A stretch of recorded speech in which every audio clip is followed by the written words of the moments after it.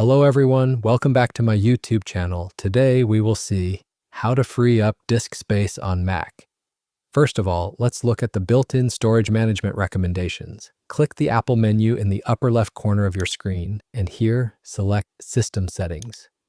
A new settings window will appear on the screen. In the left vertical menu, find and click General Settings, and then on the right side, click on Storage. It might take a moment to calculate your data, so wait patiently. Once it loads, you'll see a breakdown of what's using your storage space, along with personalized recommendations based on your current settings. The first option is Store in iCloud. All files from your desktop and documents folders will be stored in iCloud Drive, and when storage space is needed, only recently opened files will be kept on this Mac. You can download the originals at any time. The second option is Optimize Storage.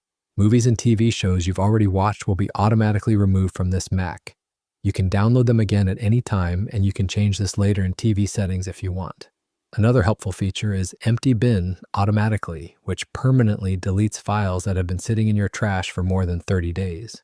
You can also free up space manually by reviewing the categories listed below the recommendations. Click the info button next to any category. A pop-up will appear on the screen, where you need to find and select the item you'd like to remove. Once selected, simply click on Delete.